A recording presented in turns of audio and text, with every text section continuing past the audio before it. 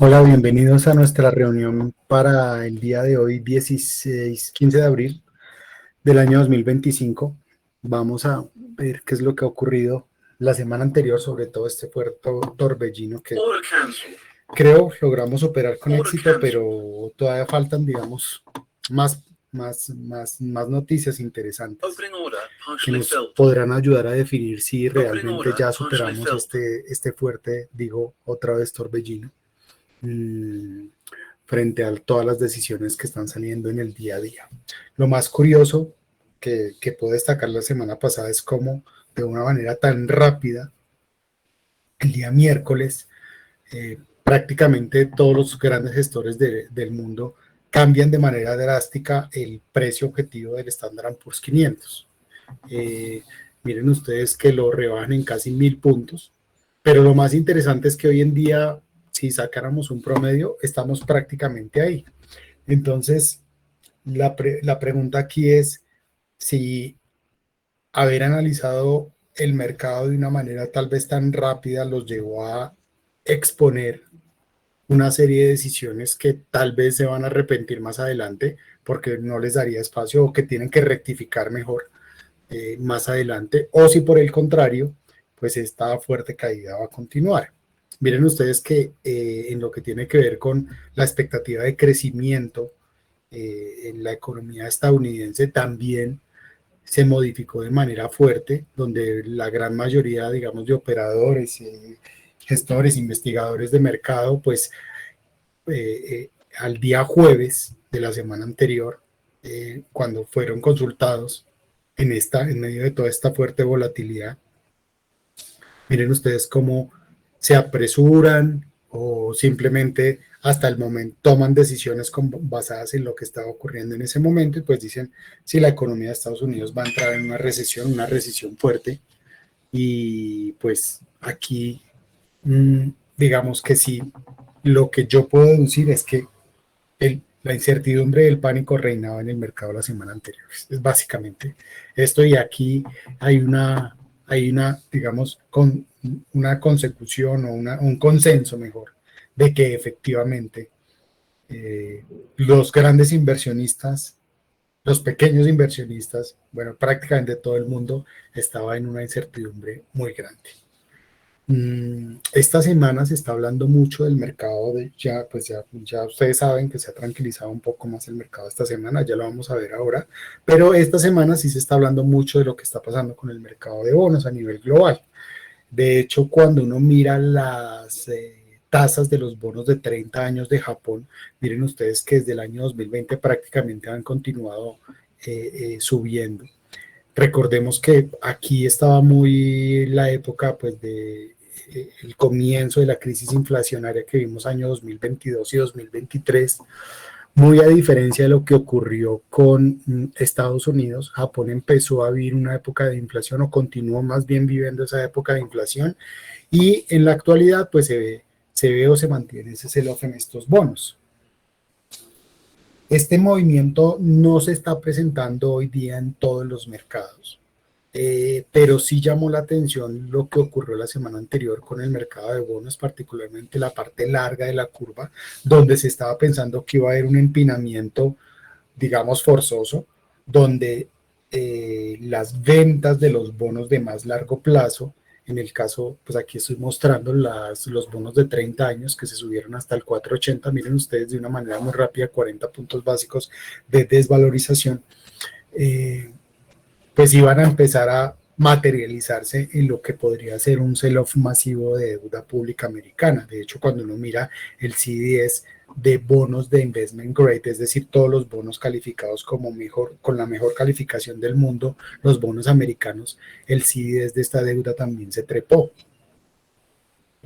Entonces, la duda que empezó a surgir el fin de semana era, oiga, estas ventas masivas de bonos de Estados Unidos obedecen a que muy seguramente lo que está ocurriendo es que el Banco de China, que es uno de los tenedores más grandes de bonos a nivel global, y tal vez algunos otros bancos centrales están liquidando posiciones en bonos americanos, porque ya no los van a querer, una forma de, digamos, de represalia de todo esto que está pasando con las tarifas. Y aquí la conclusión o lo que o lo que se discutió el día de ayer, se entrevistó al secretario del Tesoro, Bensent, y él mencionó, no, pues definitivamente no estamos viendo una venta masiva, digamos, de partes gubernamentales, son simplemente flujos de dinero de inversionistas, algo que obedece, digamos, a toda esta incertidumbre normal. Ese es como el resumen de la entrevista que le hicieron el día de ayer, pero adicionalmente, no lo dijo de una manera directa, pero sí se puede leer entre líneas que podría ocurrir algo muy similar a lo que pasó con las acciones. Oiga, si esto entra en pánico, nosotros tenemos como las herramientas para que el mercado se calme. Entonces podría ser que viéramos que este mercado, y pues lo estamos viendo ya, que el mercado se está empezando a calmar un poco, por lo menos también en la parte de bonos. ¿Qué va a ser clave? Pues a mitad del mes va a haber una rueda de prensa, Jeremy Powell va a hablar, y aquí lo que el mercado quiere ver es que si independientemente de toda la situación, digamos, puntual de yo le cobro, usted me cobra, y ya sabemos qué es lo que hay aquí detrás de todo esto, porque lo dije en reuniones anteriores, en videos anteriores, pues aquí la pregunta es si la Reserva Federal va a continuar o va a mantener su expectativa de hacer una reducción de 3 veces 0.25 básicos durante el año 2025. Entonces, ¿qué es lo que viene? Pues yo creo que la mejor lectura que nos puede dar el mercado de bonos en el corto plazo, y lo que debemos tratar de mirar, es si las tasas de los bonos de 10 años y los bonos de 5 años, pues se mantienen por debajo, en el caso de los de 30 años, se mantiene por debajo del nivel del 4.80. Y no ocurre como lo que está pasando con los bonos de Japón que les mostré anteriormente, que la venta continúa. Entonces, eso nos ayudaría a entender, digamos, en el muy corto plazo, si efectivamente fue un simple sell-off puntual de operadores vendiendo posiciones buscando liquidez, pero si efectivamente vemos los bonos de 30 años buscando allá esos niveles de 5%, pues podría ser efectivamente que, independientemente de que el mercado esté calmado o que la volatilidad haya disminuido, pues podría sí ser cierto que los bancos centrales, pues el Banco de China principalmente, podría estar desbaratando posiciones en Estados Unidos, lo cual también hay que entender que no va a ser un movimiento, si eso llega a ocurrir, no va a ser un movimiento que se presente en un día, ¿no? Esas posiciones generalmente se van desbaratando de acuerdo a un organigrama hasta muy conocido y puntual. Entonces también creo que el impacto, digamos, en el momento en el que se presente no sería tan fuerte. Miren ustedes que, lo que está ocurriendo en este momento con las noticias que se están produciendo, pues no son tan fuertes como lo que ocurrió la semana pasada. Y voy a hablar puntualmente de un evento que ocurrió el fin de semana. El fin de semana, China mencionó que definitivamente iba a eliminar las exportaciones de materias raras o de minerales raros a Estados Unidos. Esto ocurrió el fin de semana. Pero ¿qué pasó? Que antes de que saliera esa noticia, Trump ya había anunciado, no sé cómo fue que se enteró o cómo fue que ocurrieron las cosas, pero fue muy curioso porque antes de que China mencionara esa noticia o la anunciara, Trump ya había dicho con anticipación que todo lo que había dicho respecto a las tarifas, sí iba, pero que iba a hacer algunas excepciones en todo lo que tenía que ver con tecnología. Y esto obviamente es porque ustedes saben, los minerales raros o las materias raras se utilizan para todo el desarrollo tecnológico. Entonces, ¿qué diferente hubiera sido si China hubiera golpeado primero con esa noticia? Muy seguramente estaríamos en un mercado muy rojo y Trump hubiera dicho después que las quitaba. O sea, básicamente lo que hubiera pasado es que el mercado hubiera dicho, si ve, a Trump le tocó arrodillarse ante China y entonces le toca de todo este tema de las tarifas darle una excepción a los temas tecnológicos. la noticia pasó al revés. Y si ven el impacto tan diferente en el mercado, eso mismo ocurrió o está ocurriendo con algo que anunció Europa esta mañana, donde anuncia un par de nuevas represalias contra Estados Unidos. Y fíjense que el impacto, y es lo que nos importa más, el impacto de esa noticia, aunque si bien es cierto trató de llevar al mercado al lado negativo, fíjense que no fue tan abismal y tan fuerte ese movimiento como lo que estaba ocurriendo la semana anterior. Básicamente lo que quiero decir aquí entonces es que independientemente a que se sigan generando noticias, digamos, adversas, a que el escenario de las tarifas se puede llegar a estabilizar y se pueden seguir generando, porque eso es lo que hemos visto ayer, hoy, se siguen generando noticias. Fíjense que lo que nos debe llamar la atención es el impacto de esas noticias. Entonces, en el momento en que se generan, tal vez el mercado ya las ha, y aquí es donde yo creo que es lo importante, el mercado también tal vez ha absorbido y ya está analizando y ya tiene materializado gran parte del posible impacto negativo de noticias que se puedan generar hacia adelante. O sea, lo de las materias raras ya se venía hablando desde el jueves y ya había un rumor de que China se iba a reunir y que China iba a hacer algo. Y fíjense que independientemente de como ya se habían observado los escenarios, digamos, entonces, pues lo que pasa es que cuando efectivamente se publica la noticia, ok, esta noticia salió, pero el mercado ya la tenía descontada. Básicamente es eso lo que quiero hacerles un poco a entender. No es igual el impacto entonces a una noticia totalmente nueva. El indicador de Fear and Greed se mantiene acá sobre los 20 puntos. Miren ustedes que está ciertamente levemente mejor que la semana anterior. La semana anterior alcanzó a caer a su mínimo histórico de 3 puntos. Estos 3 básicamente es en las situaciones más duras que ha habido la economía en el mundo. Y entonces aquí la pregunta es, oiga, ¿estamos frente a una oportunidad de compra o debemos seguirnos llevando por ese miedo extremo? Es muy difícil, digamos, para los inversionistas entender cuál es la posición, digamos, o el punto ideal de entrada, pero lo que sí quiero destacar es que también el momento de esta semana es muy diferente al de la semana anterior. Ustedes saben, el mercado tradicionalmente tiene dos comportamientos que conocemos: el mercado bull, el mercado alcista, el mercado bajista, que básicamente es un mercado que viene desde diciembre del año pasado hasta el mes de marzo. Ese era el mercado bajista, y este mercado que es muy raro que se presente es el mercado canguro. Es un mercado de subidas y bajadas extremas, donde su volatilidad está muy por fuera del rango normal de operación.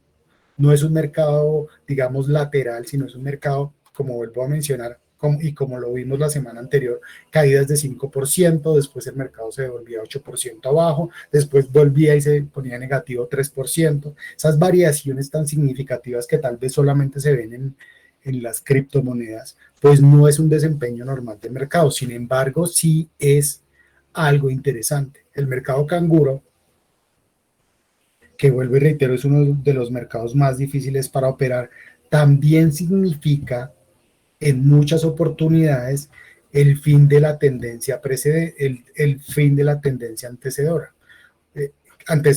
Entonces, ¿qué quiero decir con esto? Que si veníamos de un mercado bear desde el mes de enero, febrero, y pasamos a un mercado canguro que pues duró esta semana anterior, y muy seguramente las cosas se empiezan a estabilizar en términos de volatilidad, pues lo que podría hacer es que entráramos en un mercado que fuera un poco más acomodado, donde las nuevas condiciones del mercado nos dieran una opción, digamos, de tener un escenario más neutral. Y eso es lo interesante del mercado canguro. Sé que la semana anterior todos estaban muy asustados y que es muy difícil, digamos, operar este mercado. Se presentaron muchas pérdidas y muchas ganancias también, pero tan es así, miren ustedes, que cuando les preguntaron, el Bank of America le preguntó a los inversionistas la semana pasada, ¿ustedes qué piensan hacer con las acciones de Estados Unidos?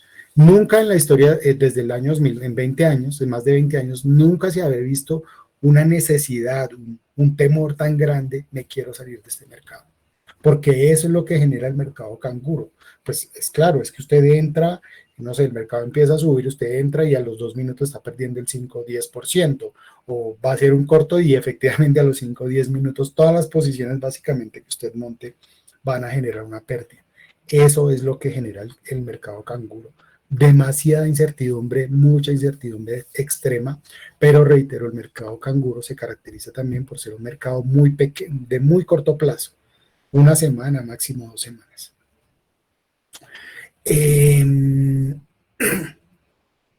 Y aquí entro un poco a discutir tal vez la filosofía o la teoría que tengo frente al mercado canguro, al sell-off de la semana anterior y a las oportunidades de inversión y cómo es tan diferente el comportamiento o el pensamiento de los inversionistas, y en ese me incluyo yo, dónde están los inversionistas del mercado financiero y el lado de los consumidores. Y es que miren ustedes que cuando el mercado efectivamente estaba ya tocando máximos históricos en 6.200, pues había una fila enorme. Es como cuando el Bitcoin estaba arriba de 6.000 y había una fila enorme porque Bitcoin es la oportunidad y así mismo pasa en el mercado de acciones, o el oro si estaba por allá en 3.000, no, entonces toca comprar hoy y se acumula una cantidad de personas a comprar niveles máximos históricos. Eso siempre ocurre. Pero hoy en día que el mercado está por ahí cerca de los 5.200, que esto lo hice la semana anterior, pero hoy que están 5.300, 5.400, la fila de compradores es muy pequeña. Miren la diferencia tan grande que existe. Aquí hay un descuento de más o menos el 20%. Si ustedes se dan cuenta qué ocurre en el lado de los consumidores, las personas que van y compran bienes y servicios, los consumidores cuando hay épocas de ofertas, por ejemplo, en la época del Viernes Negro o cualquier oportunidad, digamos, de ventas fuertes en Estados Unidos y en todo el planeta, cuando un producto está en descuento, las personas se lanzan a comprar ese producto, se lanzan en masa a comprar este producto.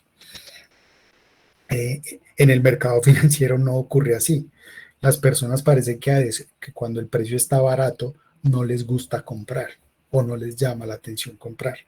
De hecho, otra parte de esta teoría me recuerda mucho cuando una persona compra un vehículo nuevo. Cuando una persona compra un vehículo nuevo, sabe de entrada que el vehículo se va a depreciar cerca del 10%. Compra un vehículo en $100,000, ese vehículo ya de entrada sabe que le va a perder $10,000 y el comprador nunca está con susto pensando que lo va a vender, que lo tiene que vender porque está perdiendo el 10% de su valor.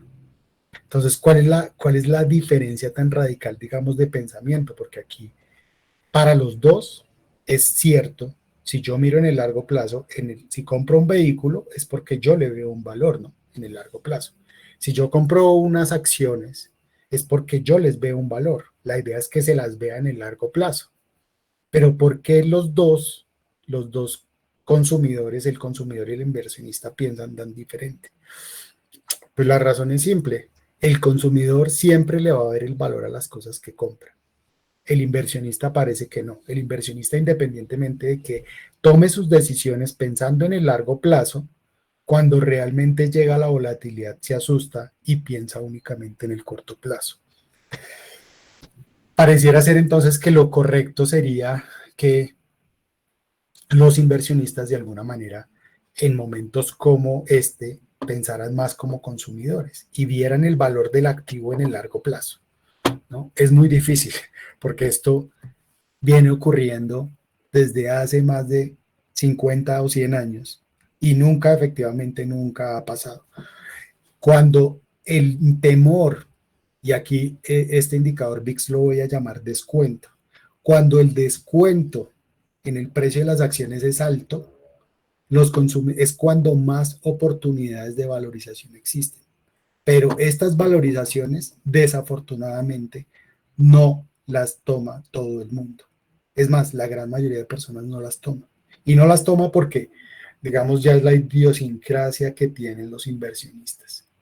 Si las cosas se ponen con temor, yo me salgo, vendo, entro en pánico y efectivamente no piensan como consumidores. Es muy difícil porque independientemente de que sea un carro o sea una acción, pues igual son bienes. La gran diferencia es que el carro usted no lo puede vender en un segundo, la acción sí. Entonces, por supuesto que existen diferencias abismales, pero qué bueno sería que tal vez los inversionistas pensáramos un poco más como consumidores cuando el mercado está así de volátil y ojalá aprovechar esas oportunidades tan grandes que existen. De hecho, el indicador VIX cuando está en los puntos más altos es cuando efectivamente oportunidades de valorización más grande tienen, y miren ustedes, básicamente cuando existen todos los puntos altos es cuando más valorización tienen. Pero sí, entiendo de pronto el temor que existe por parte de algunos inversionistas y por supuesto que eso no va a cambiar de un día para otro, pero desde otro punto de vista, fíjense que en el largo plazo, si la acción pierde valor, ya lo miro de aquí a 10 años, si una empresa, si estas empresas, si este grupo de empresas que hacen parte del Standard & Poor's van a perder valor, pues lo que va a pasar con el que estaba en el lado del consumo, pues también, su carro también va a perder valor. Y los activos que tengo, mi casa, mi salario, mis ingresos también van a ser menores. Recuerden que el Standard & Poor's básicamente lo que hace es anticipar el movimiento de la economía. Entonces, mal que bien, digamos que aquí por lo menos existe una oportunidad de salida rápida. Me gusta más analizarlo por el lado del Fear and Greed, es algo que estábamos mirando y tratar de ver si había una oportunidad realmente de compra y pasar un poco al lado de calma, recordar que la idea de tal vez invertir en acciones es entrar siempre, siempre estar invirtiendo y pensar más en el largo plazo, como capitalizando y ver estas oportunidades de caída como, oiga, yo más bien lo que voy a hacer es tratar de adicionar porque estoy recibiendo un descuento. Y tal vez es el pensamiento que deberíamos tener. Y lo que me llama la atención de este movimiento de esta semana, desde el día miércoles a hoy, es que el Fear and Greed, como ustedes saben, se mejoró un poco y consecuentemente entonces aquí tenemos una línea azul que significa una potencial oportunidad de compra. Ahora bien, hay algo interesante de la zona actual. Independientemente a que Trump hubiera hablado y se hubiera presentado ese rally que pues obviamente fue muy difícil tenerlo en un solo día. Pero independientemente de eso, miren algo, ya se generó una zona soporte. Efectivamente, los 5.000 puntos es una zona de soporte importante. Ahí tal vez no se sabe si Trump volvería a hablar o no volvería a hablar, si se llegara a presentar, eso es muy difícil porque estamos todavía muy lejos de los niveles máximos, pero lo que sí me llama la atención es, miren ustedes lo que pasó la semana pasada con los flujos de dinero en el mercado de acciones de Estados Unidos. Esto sí, muy pocas personas lo han visto. A pesar de esa caída tan fuerte y del movimiento tan grande, el neto de la semana anterior, es decir, después de que Trump habló y habló de flexibilización y ampliación de plazos, miren ustedes cómo se fue de grande el flujo de compra en el mercado de acciones. Ahora, frente a esto sí quiero aclarar algo, este flujo tiene dos componentes. Y aquí se destapó, digamos, en la entrega de resultados de esta semana, se destaparon dos verdades o una gran verdad de los grandes operadores de Wall Street. Ya estoy hablando de no de los gestores de portafolio, sino de los que hacen posición propia o de los traders, que venían con posiciones cortas en acciones, con opciones put en acciones desde enero, febrero, tomando posiciones cortas. Y lo que ocurrió aquí fue que gran parte de esas posiciones cortas se cerró. Es decir, materializaron esas utilidades. No con esto quiere decir que los fondos de ellos hayan ganado dinero, ya lo vamos a ver, pero desde el punto de vista especulativo sí hubo un flujo grande de entrada aquí en el mercado de acciones y vuelvo y reitero, parte de estas compras obedecen al cierre de posiciones cortas que vienen de muy largo plazo. La otra, pues, gentes que están viendo oportunidades de entrada, lo cual, pues, es interesante también. Esto no es algo que yo esté inventando, de hecho se reportó, Goldman Sachs y Bank of America lo reportaron el día de ayer, donde los traders de equity haciendo posiciones cortas generaron su mayor utilidad en mucho tiempo desde marzo. Y obviamente esto era hasta marzo, ¿no? Hay que ver cómo les fue ahora con todo este revuelto del mes de abril, con toda esta fuerte volatilidad. Pero esta semana, miren ustedes que se empiezan y el mercado lo percibo así, empieza a enfocarse y a centrarse un poco más en todo lo que tiene que ver con resultados corporativos, lo cual es importante porque la próxima semana, la semana del 24 de abril, vienen aún más compañías que esta semana, que es la del 17, casi 3 veces más de compañías, digamos, que pesan en el Standard & Poor's. Y la primera semana de mayo va a ser la semana más pesada, donde van a entregar las compañías más gigantes. Ahí están gran parte de las 7 magníficas, donde van a entregar su entrega de resultados corporativos. Y fíjense que frente a la entrega de resultados corporativos, independientemente, y tal vez ustedes lo han visto, se también modificó, digamos, por todo ese torbellino de la semana anterior. Se cambió la expectativa de resultados y todos estaban diciendo los resultados van a ser peores y ya se cambiaron. Lo que ha ocurrido es que los resultados vienen siendo mejor a lo esperado. Básicamente, pues lo que ha pasado en el sector financiero, vuelvo y reitero, por algunas posiciones cortas que se han tomado sobre el Standard & Poor's.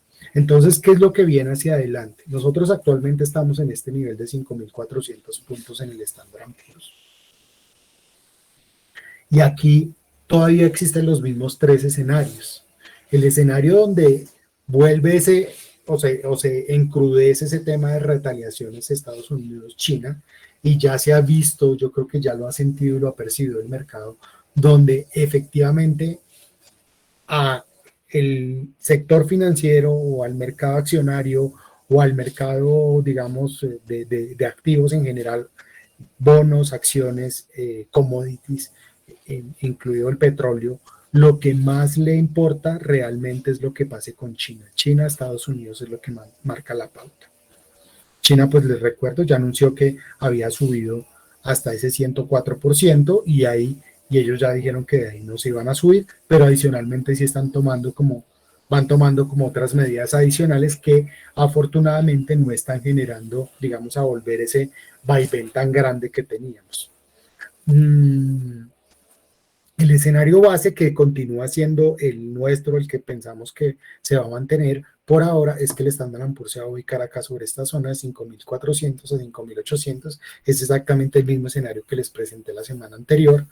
La única diferencia es que pues vimos esa subida tan fuerte que se presentó, digamos, en una hora en el mercado, que básicamente la tomó Trump y la tomó sus amigos y el resto se quedó por fuera. Y el escenario optimista, que va a ser un poco más largo placista, pero fíjense que después de todo lo que ha ocurrido pareciera ser que no es imposible, porque lo único que ha habido desde el día miércoles pasado a la fecha son,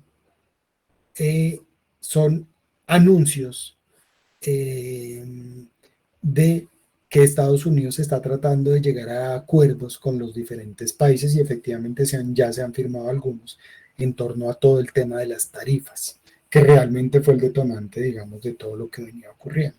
Entonces, sí, podría ser que en algún momento tornáramos al paso optimista. Lo que muy seguramente va a ocurrir es que va a ser lento, pero aquí todavía hay un espacio, digamos, hasta los máximos de más de 13%. Entonces eso me parece interesante.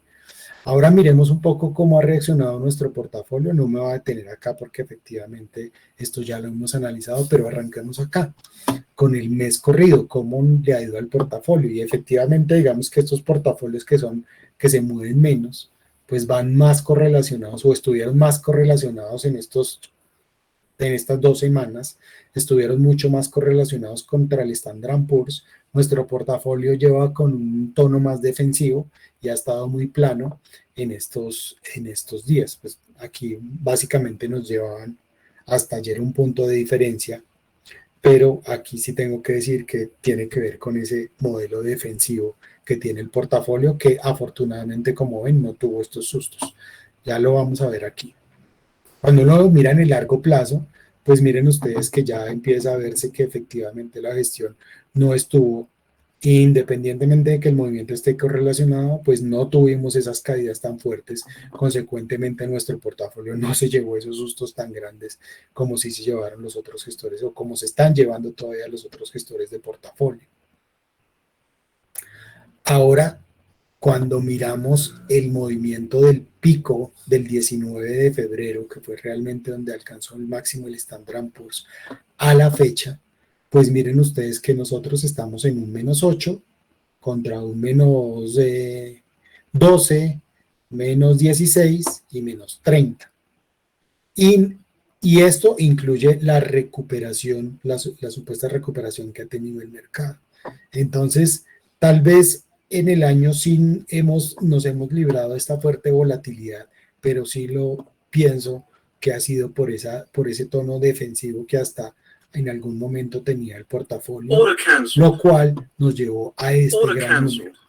Yo creo que aquí, y tal vez siempre les he dicho, a la hora que ustedes van a entrar a invertir con nosotros, tal vez a lo que nosotros nos importa no es no es el primer objetivo ganar más, ser el primero, rentar. Tal vez lo más importante es, si usted invierte en las compañías más grandes del mundo, o las compañías más grandes de Estados Unidos, que son las del Standard Poor's 500, y ellas lo hacen bien, nuestra tarea es tratar de minimizar el riesgo de volatilidad. Entonces, cuando uno va y mira desde el pico de ese 19 de febrero hasta el suelo, que fue el 7 de abril, ¿cuánto cayeron las inversiones en ese momento, en esos diferentes gestores? Pues miren, en Cathie Woods se desvalorizó 36%. Piensen en sus activos cayendo 36% en menos de 2 meses, ¿no? BlackRock, más de 20%, Charles Schwab, 20%, y el resto de inversionistas, incluido el Standard & Poor's, 17%. Ahora, desde ese mismo pico hasta nuestra caída del mismo 7, el retroceso ha sido solo del 6%. Entonces, desde ese punto de vista, creo que aquí lo único que ha empezado a ocurrir es que efectivamente estar en un portafolio que se convierte en defensivo cuando la volatilidad aumenta, pues lo lleva a uno en el largo plazo a estar más tranquilo. Ahora lo que importa es empezar a ver si,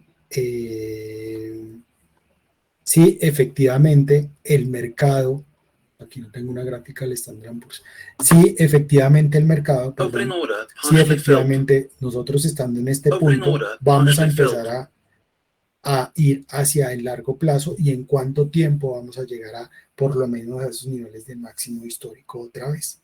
Y esa oportunidad que tenemos de valorización y ya de dejar de lado esta zona o este periodo de fuerte volatilidad que se presentó. Entonces, hacia adelante, por supuesto que riesgos existen. No puedo decir todavía que las personas están optimistas, pero efectivamente el Standard & Poor's, fíjense que tiene un rango pues más amplio, obviamente por la volatilidad actual, entre los 4.900 a 5.500 puntos, pero cualquier ruptura de estos dos rangos nos llevaría a un mercado alcista, si estamos por arriba de los 5.500, que de hecho no estamos tan lejos, o a un mercado muy bajista por debajo de los 4.900 puntos. Entonces lo clave aquí es ver cómo el portafolio se va a mover en este rango, ¿no? Cómo se va a seguir moviendo en este rango hasta que llegamos. Otra buena noticia es que el indicador VIX el día de ayer rompió a la baja la zona de los 30 puntos. O sea, esa zona del VIX que desafortunadamente se encuentra en una zona, digamos, tan arriesgada que es arriba de los 30 puntos, pues efectivamente eso ya cambió, ¿no? Y miren ustedes cómo habíamos marcado la zona de los 30. El VIX en este momento está ahí en ese rango de los 30, tratando de romperlo y consolidarse abajo de los 30, lo que indica que el mercado podría empezar a tranquilizarse. Entonces, esa es otra buena noticia. Creo yo entonces que sí es el momento de evaluar. Oiga, si es el momento para empezar a entrar, si yo ya tengo dinero invertido, es el momento de pronto para incrementar.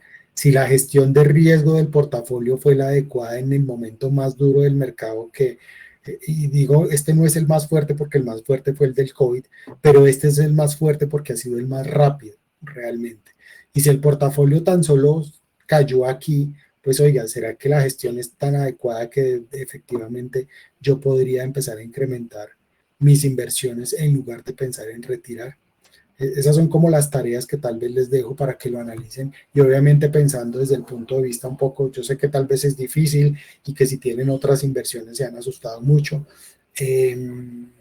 pero sí hay que pensar, yo creo que es el momento de pensar un poco consumidor de largo plazo.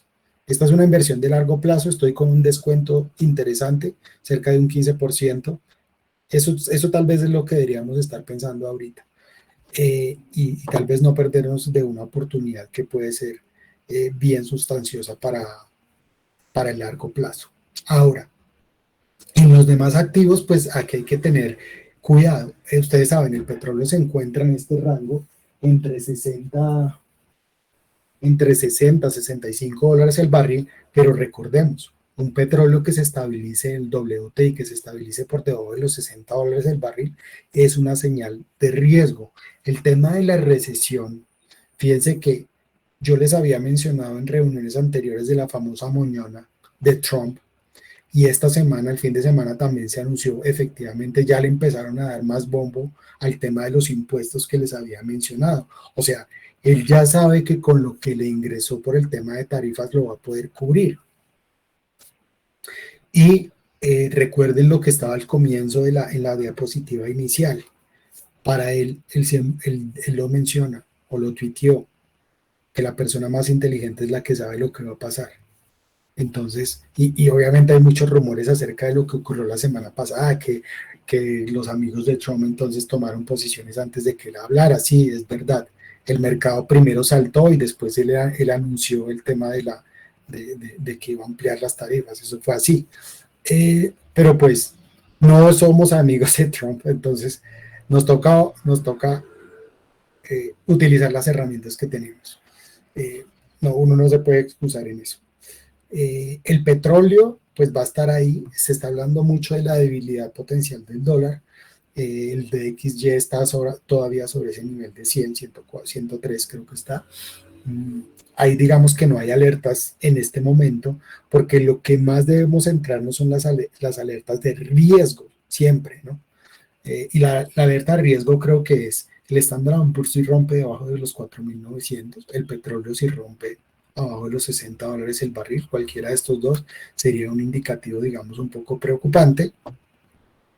Y vienen una cantidad de datos macroeconómicos, y aquí me llama la atención el último aspecto del que quiero hablar, y es que independientemente del ruido, las tarifas, etcétera, han llamado la atención muchos resultados. Por ejemplo, esta mañana, no recuerdo si fue esta mañana o la mañana de ayer, se dieron a conocer datos de exportaciones e importaciones en Estados Unidos, y la gente está mirando tan en detalle como cuáles son los sectores que se están golpeando y cuáles no, y la conclusión de todo esto pues es lo que está pasando con el Standard & Poor's entre ayer y hoy, ¿no?